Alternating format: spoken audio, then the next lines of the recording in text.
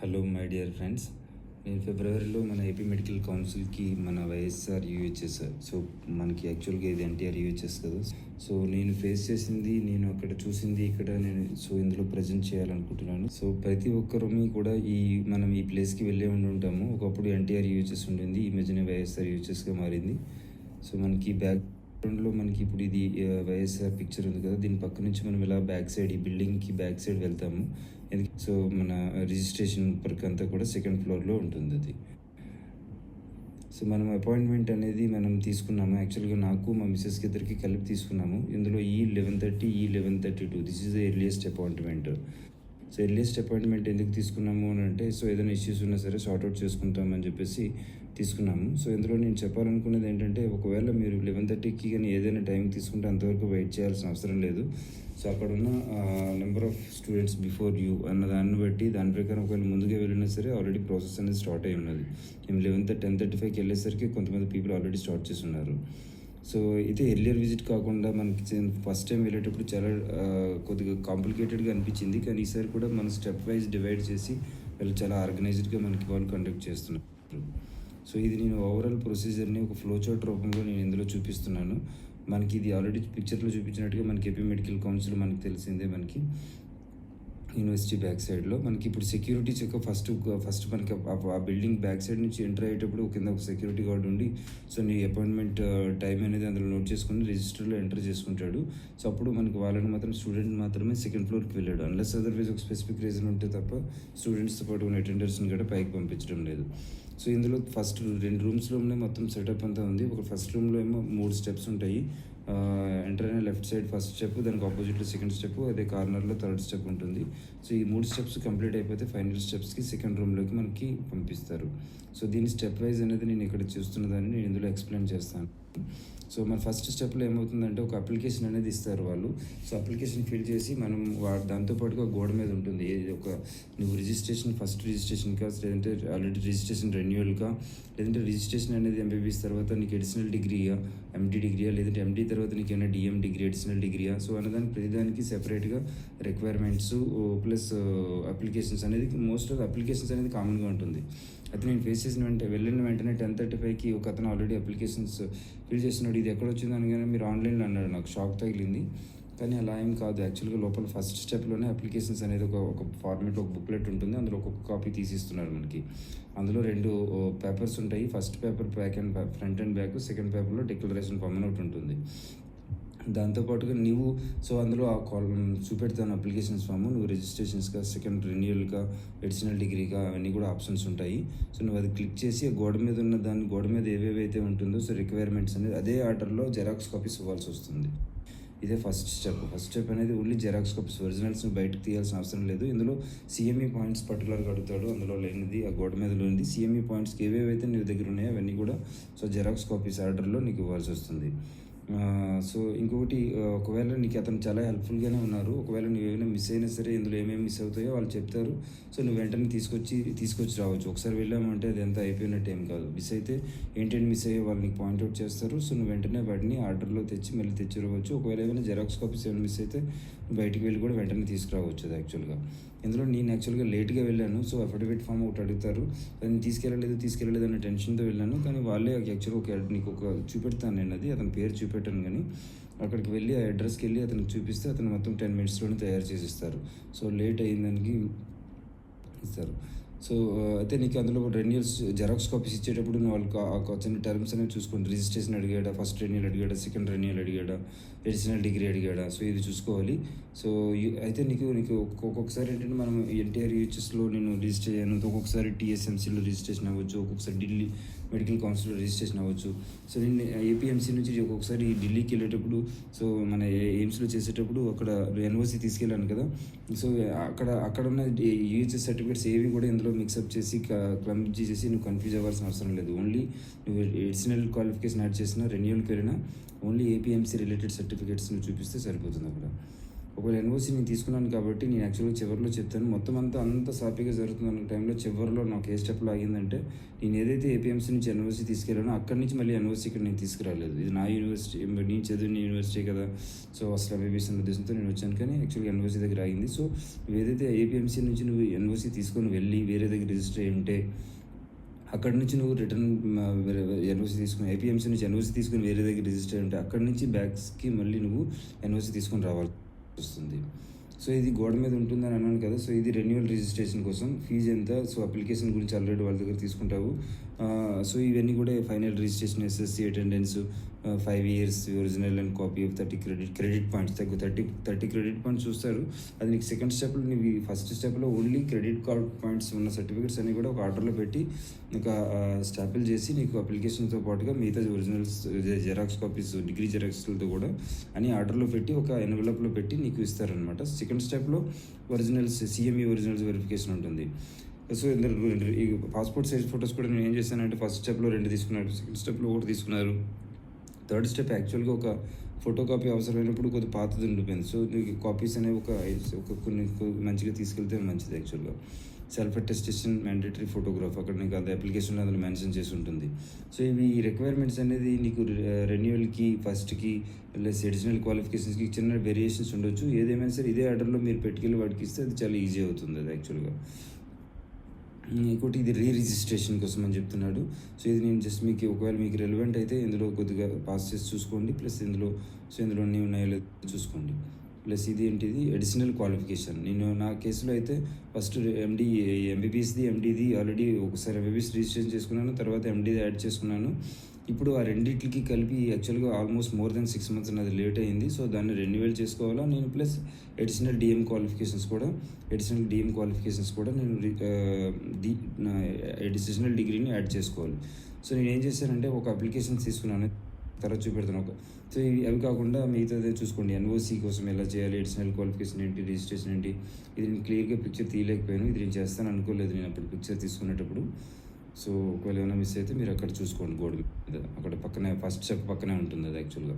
నేను late fee గురించి చెప్పాను కదా, మోర్ దెన్ 6 months నేను లేట్ అయ్యానని వాళ్ళే చెప్తారు. వాళ్ళు యాక్చువల్గా సెకండ్ స్టెప్లో కాస్ట్ అనేది దాన్ని మెన్షన్ చేస్తారు. యాక్చువల్ కాస్ట్ ఎంత, దానికి లేట్ ఫీజెస్ ఎంత, ఓవరాల్ ఛార్జెస్ అనేది ఒక్కొక్క దానికి సెపరేట్గా ఉంటుంది. నువ్వు రెన్యువల్ ప్లస్ అడిషనల్ క్వాలిఫికేషన్స్ అంటే నువ్వు 2 అప్లికేషన్స్ తీసుకోవాల్సి ఉంటుంది. ఒక్కొక్క అప్లికేషన్లో 2 టికెట్లు కొట్టాను నేను వెళ్ళాను.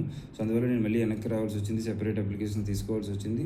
సో అప్పుడు నేను మళ్ళీ వెళ్ళాల్సి వచ్చింది అనమాట. సో అయితే దానికి టైం ఇస్తారు. ఒకసారి నేను మిస్ అయినా సరే వెంటనే ఏమన్నారు. సో 2 అప్లికేషన్స్ తీసుకోవాల్సి వచ్చింది. 2 అప్లికేషన్స్ మీద కూడా దీనికి వేరే ఛార్జెస్, దానికి వేరే ఛార్జెస్ అందులో మెన్షన్ చేస్తారు సెకండ్ స్టెప్లో. సో అయితే నీకు ఇంకోటి ఎఫిడవిట్ నేను తీసుకెళ్ళానని చెప్పాను కదా, లేట్ ఫీజు కోసం, లేట్ అయిన దానికోసం ఎఫిడవిట్. సో అక్కడ ఒక అడ్రస్ ఇచ్చారు, నేను చూపెడతాను ఇందులో. ఆ అడ్రస్కి వెళ్తే 10 నిమిషాల్లో ఆధార్ కార్డ్ చూపించి నీ రీజన్ చెప్పి నీ యొక్క డిగ్రీది ఏదైనా ఒక సర్టిఫికేట్ ఇస్తే ఎంబీబీఎస్కి సంబంధించింది. సో దాని బేస్ మీద వాళ్ళు ఎఫిడవిట్ తయారు చేసేస్తారు, లాయర్ సంతకం చేస్తారు. అందులో నీ పేరు కూడా, నీది కూడా ఒక పేరు మెన్షన్ చేసి ఉంటుంది, నీ సంతకం కూడా పెట్టేవాళ్ళు. ఎందుకంటే నేను ఏం చేశాను, అతను సంతకం పెట్టి తీసుకొచ్చింది యాజ్ ఇట్ ఈజ్గా అతను సెకండ్ స్టెప్ ముందు ప్రొడ్యూస్ చేస్తే మీ సంతకం పెట్టమని నాకు వెంటనే మళ్ళీ చూపించడం జరిగింది. అక్కడే సైన్ చేసి ఇచ్చాను నేను. సో ఇది ఎఫిడవిట్ ఈ అడ్రస్కి వెళ్ళి చూడండి, కాపీ చేసుకుని. ఈ అడ్రస్ లొకేషన్స్లోనే వరుసగా చాలామంది ఉంటారు. అక్కడ నువ్వు చూపిస్తే పర్టికులర్గా ఈ అడ్రస్కి పర్టికులర్గా వాళ్ళు రెఫర్ చేస్తారు. మేబీ పక్కకి వెళ్తే ఒకవేళ ఫార్మాట్ గట్రా మిస్ అయితే ఇబ్బంది అవుతుంది కాబట్టి నాకు ఫార్మాట్లో కూడా కొద్దిగా చిన్న మెయిన్ పేర్లు తీసేసి నేను ఫార్మాట్ కూడా చూపెడతాను. సో అది మీరు చేయండి. సో అంత ఎక్కువ ఛార్జెస్ కూడా తీసుకోలేదు నాకు. ఐ థింక్ హార్డ్లీ ఒక 250 300 ఎంత తీసుకున్నట్టుగా గుర్తుంది యాక్చువల్గా. సో ఇది నా ఎఫిడవిట్ 20 రూపీస్ స్టాంప్ పేపర్ మీద నా పేర్లు అవి ఇవి కూడా కొద్దిగా దీన్ని హైడ్ చేశాను నేను.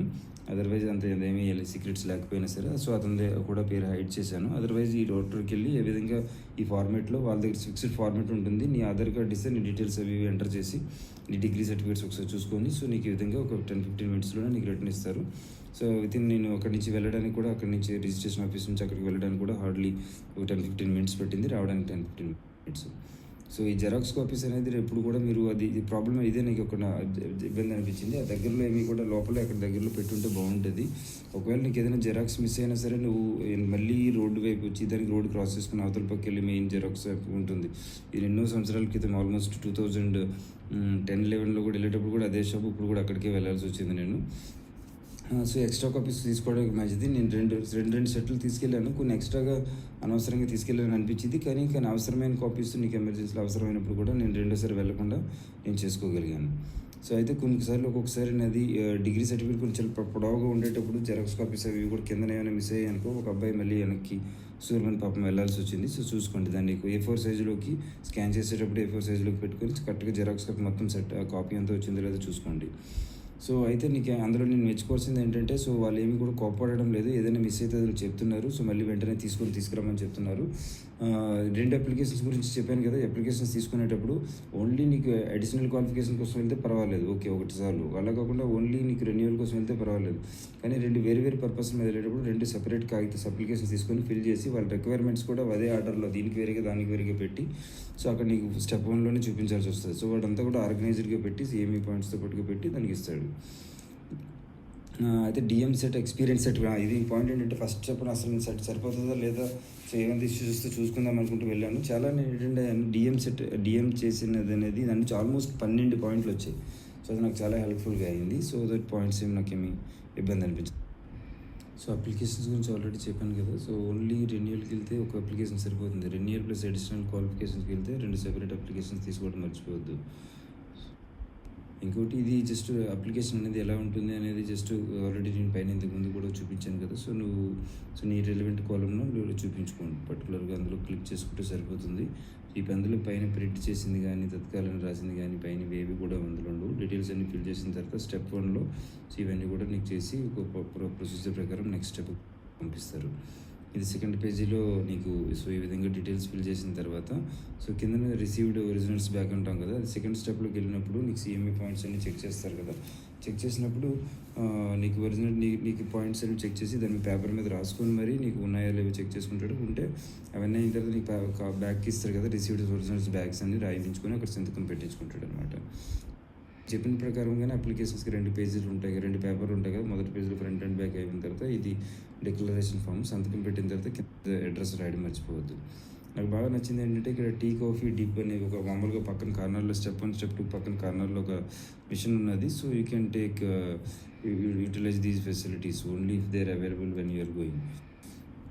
ఇది స్టెప్ 1 కంప్లీట్ అయిపోయిన తర్వాత స్టెప్ 2కి వెళ్తాం కదా! స్టెప్ 2లో నీకు చేయాల్సింది ఏంటంటే సీఎంఈ పాయింట్స్ వెరిఫికేషన్ అనేది జరుగుతుంది. సో, సీఎంఈ పాయింట్స్ నీకు ఏదైతే నీకు ఫస్ట్ స్టెప్‌లో నీకు వరుసగా నీకు జెరాక్స్ కాపీలు ఇచ్చారో, సో, జెరాక్స్ కాపీస్ చూసుకుంటూ ఒక్కొక్క ఒరిజినల్స్ అందులో ఉన్న అడ్రస్ ప్రకారం అడుగుతాడు. సో, అది కూడా అది ఆర్డర్‌లో పర్టికులర్‌గా ఏంటంటే నీకు నువ్వు పర్టికులర్‌గా ఏ డ్యూరేషన్స్‌లో నువ్వు వెళ్ళావు, నువ్వు తర్వాత ప్రీవియస్ రెన్యూవల్ తర్వాత ఆ డ్యూరేషన్‌లో నీకు కూడా పర్టికులర్ టైం పీరియడ్ కూడా చూస్తున్నట్టున్నాడు. అటు ఇటు పర్వాలేదేమో, కానీ ఒక ఆర్డర్‌లో అయితే చెప్పాడు. ఏ ఇయర్‌లో అటెండ్ అయ్యావనేది ఆర్డర్‌లో పెట్టుకోవడం అనేది నీకు ఈజీ అవుతుంది. ఒక్కొక్కటి మ్యాచ్ అయిన తర్వాత అందులో ఏమైనా కలర్డ్ కాపీ ఇలా కనిపిస్తే మాత్రం నేను మెయిల్ అడుగుతాడు. సో, మెయిల్‌లో ఒకసారి నీ దగ్గర ఉంటే నీకు హెల్ప్‌ఫుల్‌గా ఉంటుంది. ఆల్రెడీ నీకు ముందుగా చెప్పాను సీఎంఈ పాయింట్స్ గురించి.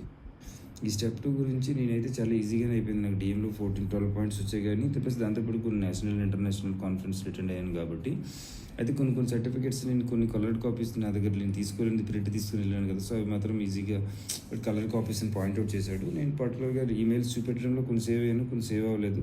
సో, నువ్వు ప్రిపేర్‌గా ఉండాల్సి వస్తుంది. కొన్ని ఫామ్స్‌ని వాళ్ళు యాక్సెప్ట్ చేయకపోవచ్చు. వాళ్ళ రీజన్స్ యాక్చువల్లీ జెన్యూన్ రీజన్స్‌గా నీకు వాళ్ళకి అనిపించకపోతే.